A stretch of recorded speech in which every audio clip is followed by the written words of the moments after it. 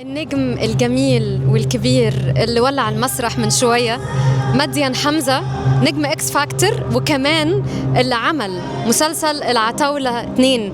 كانت السيجناتشر ميوزك، وكانت اعتقد النقلة الكبيرة لمديان. مساء الفل عليك في دبي ومن قلب مركز دبي التجاري العالمي. تحب تقول ايه بعد نزولك من على المسرح، وبعد كده هنتكلم بقى على الحاجات التانية؟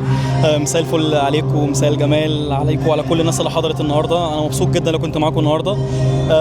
الحمد لله الحفله كانت تمام جدا والناس كانت كويسه جدا النهارده ومبسوطين معانا. دي تقريبا اول حفله جماهيريه انا عاملها هنا في دبي، بلدي الثانيه طبعا الامارات بعد مصر. طبعا كلنا ايا يكن الفنان قديم او جديد بيبقى عندنا احساس التوتر واحنا لسه طالعين على الستيج، بس مجرد بنطلع بنتاقلم مع الجو خلاص والتفاعل بتاع الناس بتبقى الامور طيبه. مديان، كون ان دي اول حفله جماهيريه فيها جمهور ضخم تعملها، خصوصا انها في وسط دبي، ايه احساسك؟ يعني كلمني اكتر كده. طبعا الاحساس كان مختلف عن كل الحفلات اللي انا عملتها قبل كده هنا، اللي كانت حفله جماهيريه كبيره جدا. كان برضو الاحساس مختلف بالنسبه لي، لان البلد ما شاء الله هنا شامله اكتر، شوفي من 180 جنسيه موجوده النهارده، تقريبا كان الوطن العربي كله موجود عندنا. فانا النهارده اتشرفت لو كنت موجود معاهم، وردود افعالهم النهارده دي عندي احلى حاجه في الدنيا. مديان، اغنيه تاني اللي لسه نازله من ساعه، عايزاك تحكي لي اكتر عن الاغنيه. ايه فكرتها وايه شعورك بعد ما حققت نجاح كبير في العتاولة 2، دلوقتي بتحقق نجاح اكبر في تاني؟ الاغنيه تاني كانت اول تراك اعمله باللون ده، مختلف شويه عن الناس اللي بتتابعني، ما قدمتش اللون ده قبل كده، اللي هي اللون اللي موجود حاليا دلوقتي في وسط الشارع كله يعني. تمام. اغنيه كلامها حلو والمزيكا بتاعتها لطيفه، وتطلع على الستيج تبقى لطيفه، تقدري تسمعيها في اي وقت. تمام.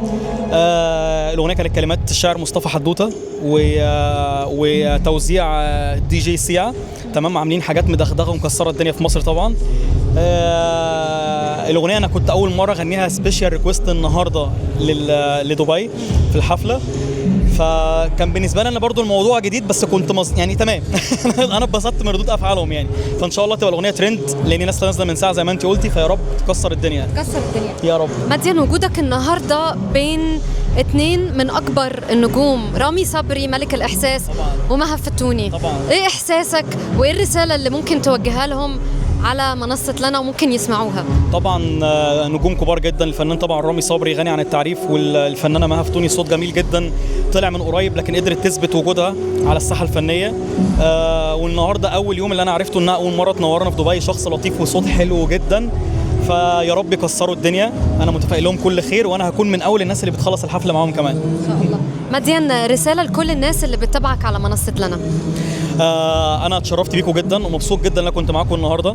مبسوط جدا ان كنت معاكي النهارده. انا مبسوط اكتر يعني مش عارف اشكركم ازاي على اللقاء الجميل. الحمد لله الحمد لله بوجودكم كلكم وبوجود الجمهور النهارده، وان شاء الله من هنا لنجاح دايما.